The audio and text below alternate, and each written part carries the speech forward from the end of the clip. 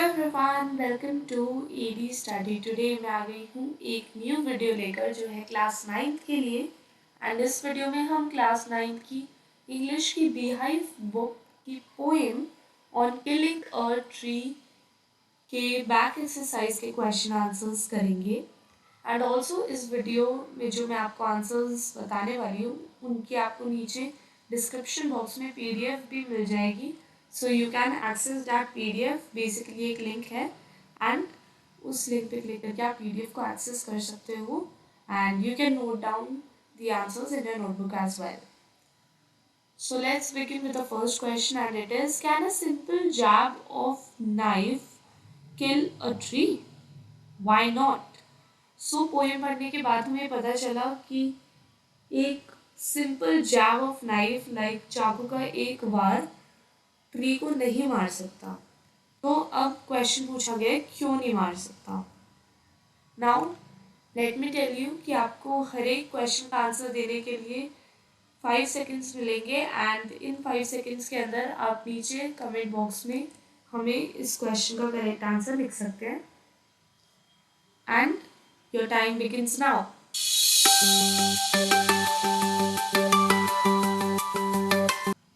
Now it's time for me to tell you the right answer, and the right answer is no. A simple jab of knife does not have the ability to kill the tree. कि नहीं, चाकू का सिर्फ एक बार tree को नहीं मार सकता, उसमें इतनी एबिलिटी नहीं है। It has to go through various processes. If its root is not removed from the earth, it will sprout again. Sprout again means it will grow again. तो एक नाइफ के वार से पेड़ नहीं मर सकता एंड पेड़ को मारने के लिए आपको कई चीज़ें करनी पड़ेंगी, जिसमें से मेन है उसकी रूट को उखाड़ फेंकना, यानी उसे अपरूट कर देना, जिससे कि पेड़ वापस कभी ग्रो नहीं हो पाएगा। Now the next question is, how has the tree grown to its full size? List the words suggestive of its life and activity. तो अब आपको बताना है कि ट्री अपने फुल साइज मतलब उसका जो मैक्सिमम साइज है उसमें कैसे ग्रो हो गया एंड थोड़ी बहुत चीज़ें आपकी इस पोएम में मेंशन थी, कुछ वर्ड्स थे जो उसकी लाइफ और जो भी एक्टिविटीज़ से वो गुजरता था वो सारी चीज़ें मेंशन थी एंड वो कुछ वर्ड्स भी मेंशन थे आपके पोएम में। So I hope you remember those and I will give you a hint. It was in the stanza 1 and अगर आपने इस चैप्टर की इस पोएम की एक्सप्लेनेशन की वीडियो नहीं देखी है देन आप उसे देख सकते हैं। मैंने उसमें आपको अच्छे से बताया भी था ये, एंड आई बटन पे आपको क्लिक करना है एंड देन आप उस वीडियो को भी देख सकते हैं। So you can refer to stanza 1 of your book of this poem and now your 5 seconds timer begins.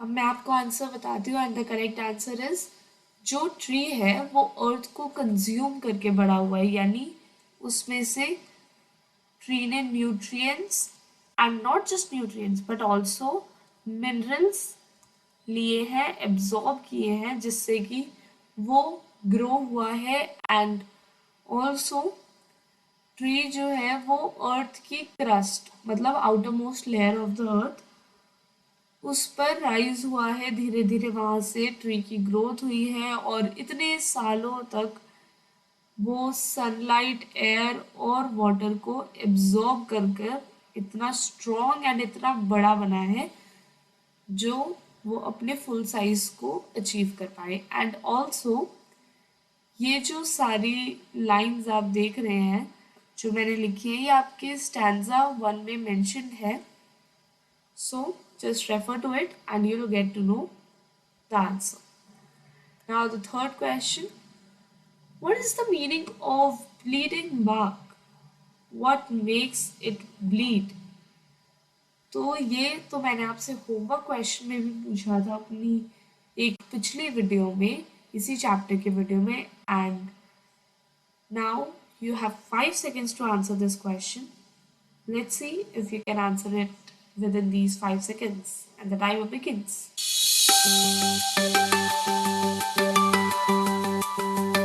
And the right answer is bleeding bark. Bleeding bark actually means the twigs. Twigs are basically the branches, or you can say the barks. Okay, the branches or the barks of the trees which are cut mercilessly. Mercilessly मतलब बिना दया किए, pitilessly. Okay, so mercilessly and pitilessly are same, and these twigs are cut down mercilessly and they leave a liquid substance. वो एक liquid substance छोड़ते हैं जब उन्हें काटा जाता है तब, and that liquid substance is known as sap, SAP, sap. Okay, तो जब पेड़ों की ब्रांचेस को काटा जाता है तब वो एक लिक्विड सब्सटेंस छोड़ते हैं जिसे हम सैप कहते हैं. तो basically they leave SAP. And जैसे कि अगर किसी की ह्यूमन बॉडी का कोई पार्ट कट किया जाता है तो वो फटाफट ब्लीडिंग स्टार्ट हो जाती है, उधर वो खून वगैरह बहने लग जाता है. एंड इसी तरह से जब ट्री की एक ब्रांच को काटा जाता है तो वैसे ही वो जो लिक्विड सब्सटेंस है सैप, वो भी ब्लीड करने लग जाता है, यानी वो भी अंदर बाग से, ब्रांच से निकल कर बाहर आने लग जाता है. And the human beings acts makes it bleed. तो यहाँ पर इट क्या है? ट्री है.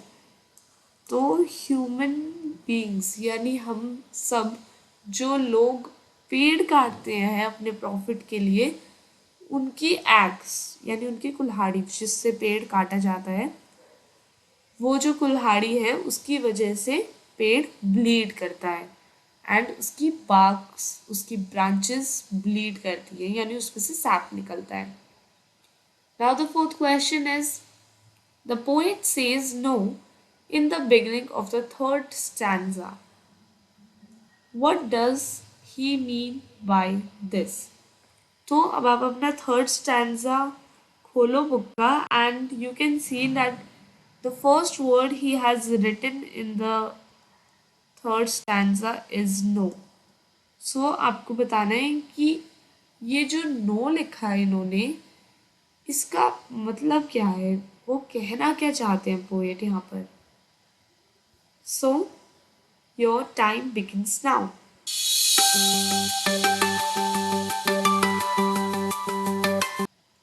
And the right answer is no is used to emphasize the perspective that chopping or hacking will not be sufficient for killing a tree. तो ये जो no है ये क्लैरिफाई करने के लिए है और बेसिकली एम्फसाइज यानी इस बात पे गौर करने के लिए, थोड़ा सा दबाव डाल के बोलते हैं ना जब हम किसी चीज़ को, ताकि दूसरा पर्सन उस पर गौर करे. तो उसी तरह से इसमें पोएम में लिखा गया है नो, ताकि आप इस पे ध्यान दो कि पोएट ये कहना चाहते हैं कि सिर्फ चॉपिंग और हैकिंग मतलब सिर्फ काटने वगैरह से पेड़ नहीं मरेगा. This will not be sufficient, means this will not be enough to kill a tree. Okay, and also यहीं पर मैं आपको एक और चीज़ बताना चाहती हूँ which is about enjambment. So आपकी ये जो पोएम है on killing a tree, इसमें एक बहुत important poetic device यूज हुआ है enjambment. अब enjambment क्या होता है?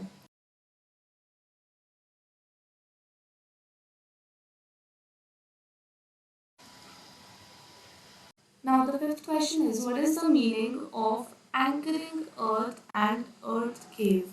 तो अब ये जो दो वर्ड्स आपने अपनी पोएम में पढ़े हैं उनकी मीनिंग्स आपको बताने हैं 5 सेकंड के अंदर.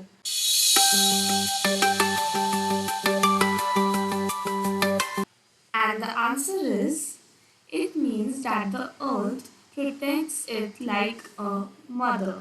तो इसका मतलब है कि जो अर्थ है वो इट मतलब कि ट्री को, अर्थ ट्री को एक मदर की तरह प्रोटेक्ट करती है। एंड अर्थ केव का मतलब है कि अर्थ के अंदर होल कर देना, क्योंकि जब आप ट्री को बाहर उखाड़ोगे या रूट करोगे तो अर्थ के अंदर होल हो जाएगा।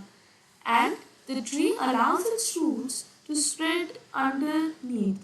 तो ट्री अपनी रूट्स को इतनी छूट देता है कि वो नीचे जमीन के अंदर वो फैल सके। And the earth protects it and fosters it. तो जो अर्थ है वो हमेशा उन रूट्स का बहुत ध्यान रखती है, उन्हें हमेशा बचा कर रखती है एंड उसकी बहुत केयर भी करती है। It provides all the essential ingredients to the tree. अर्थ जो ट्री है उसे सारे एसेंशियल मतलब इम्पोर्टेंट इंग्रेडिएंट्स जैसे कि न्यूट्रिएंट्स, मिनरल्स, ये सब भी देती है, सो दैट वो जो ट्री है वो अच्छे से ग्रो कर पाए। एंड अर्थ ट्री के लिए उसकी मदर का रोल प्ले करती है। Now let's move on to the next question. The sixth question is what does he mean by the strength of the tree exposed. तो ये जो लाइन हमारी पोएम में आई उसका मीनिंग आपको बताना है कि the strength of the tree exposed लिखने से पोएट क्या बताना चाहते हैं। And your timer begins.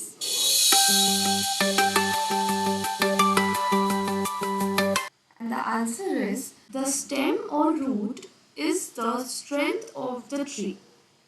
When the tree is pulled out, its strength is exposed.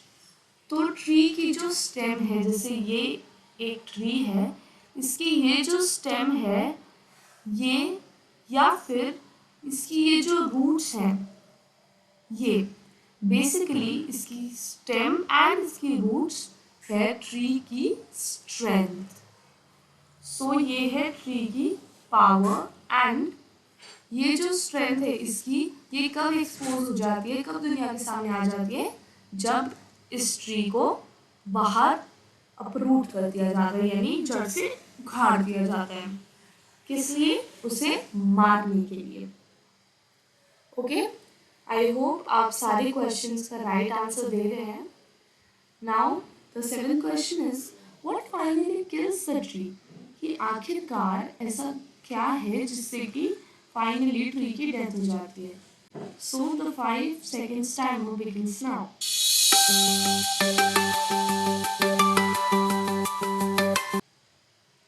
And the answer is pulling out the tree from the mother earth and scorching and choking it in the sun and air kills the tree.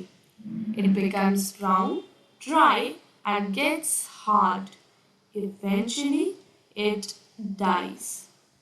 So what happens is किसी भी tree को मारने के लिए उसे mother earth के अंदर से मतलब अर्थ की क्रस्ट के अंदर से उखाड़ लिया जाए, अंदर से पुल कर लिया जाए एंड देन उसे सन और एयर में रख दिया जाए, जिससे कि वो जो ट्री है वो ब्राउन हो जाता है, बहुत ड्राई भी हो जाता है और बहुत ज़्यादा हार्ड भी हो जाता है, और इसी तरह से वो फाइनली मर जाता है। So this is the process of killing the tree. So now it's time for me to tell the answer of my previous videos homework question. तो ये जो प्रीवियस वीडियो थी ऑन किलिंग द ट्री की explanation video, उसमें मैंने आपसे एक homework question पूछा था जिसका आंसर अब मैं आपको बताऊंगी। So the homework question was, what solution does the poet give to the people who wish to kill a tree? तो पोएट उन लोगों को जो पेड़ को मारना चाहते हैं उन्हें क्या सल्यूशन देते हैं कि किस तरह से आप पेड़ मार सकते हो। तो the answer is the poet provides a solution to the people who wish to kill a tree. He suggests that in order to kill a tree, it should be uprooted so that it cannot grow again and be killed. So poet क्या solution देते हैं ऐसे लोगों को कि आप जो tree है उसे जड़ से उखाड़ फेंको, यानी उसे अपरूट कर दो, जिससे कि वो वापस कभी ग्रो ही ना हो पाए एंड इस तरह से वो मर जाता है। लेकिन अगर ये ज़्यादा मार्क का क्वेश्चन आता है तो फिर आप इसे और एक्सपैंड कर सकते हो। Like you can also right this question answer that the tree is then kept in the sun and air for scorching and choking, and then finally it becomes brown, dry, and hard, and eventually it dies. Now, this video's homework question is right here. So, this video का homework question है, who is the poet of the poem on killing a tree? This is a very simple question and I hope you will give its right answer in the comment box below. And जो भी इस question का correct answer नीचे comment box में देगा, मैं उसका नाम अपनी अपकमिंग वीडियो की HH means homework heroes category में लूँगी. So that was not just all for this video, because I'm going to tell you something more important. But firstly, do like this video if you found it helpful, and also share it with your friends and your classmates so that you all can study here together, and also subscribe and follow us on Facebook. The link is given in the description box. Now, what I wanted to tell you was, this was all for 9th standard English, and I just began with 9th standard English from 1st of January, so we of course couldn't cover the entire syllabus, but I tried to cover the syllabus for term 2. So अब class 10 के syllabus से हम begin करेंगे. Class 10 का जो English का syllabus है वो 1 अप्रैल से हम स्टार्ट कर देंगे. एंड ऑल्सो अगर आपको मेरी क्लास 9 की सारे चैप्टर की वीडियोस देखनी है, देन क्लास 9 की मैंने एक प्लेलिस्ट बनाई है, उसका लिंक आपको डिस्क्रिप्शन बॉक्स में मिल जाएगा. आप उस प्लेलिस्ट पे क्लिक करके देख सकते हैं. नहीं तो animation videos, explanation videos and question answers videos, ये तीनों टाइप्स की वीडियोस की मैंने अलग अलग प्लेलिस्ट बना दी है. तो उसमें आपको सारे चैप्टर्स की एनिमेशन की वीडियोस मिलेगी. एक्सप्लेनेशन वाली प्लेलिस्ट में क्लास 9 के सारे चैप्टर्स की एक्सप्लेनेशन की वीडियोस मिलेगी, एंड ऐसे आपको क्वेश्चन आंसर्स की भी वीडियोस मिल जाएगी सारे चैप्टर्स की जो मैंने कवर करवाए थे. So you can even refer to that. And class 10 की इंग्लिश की बुक्स की बात करूँ तो वो है, एक तो है फर्स्ट लाइट एंड एक सप्लीमेंट्री बुक है फुटप्रिंट्स विदाउट फीट. तो हम पहले फर्स्ट लाइट से बिगिन करेंगे. So that was all for this video. I hope you liked it and thank you very much for watching.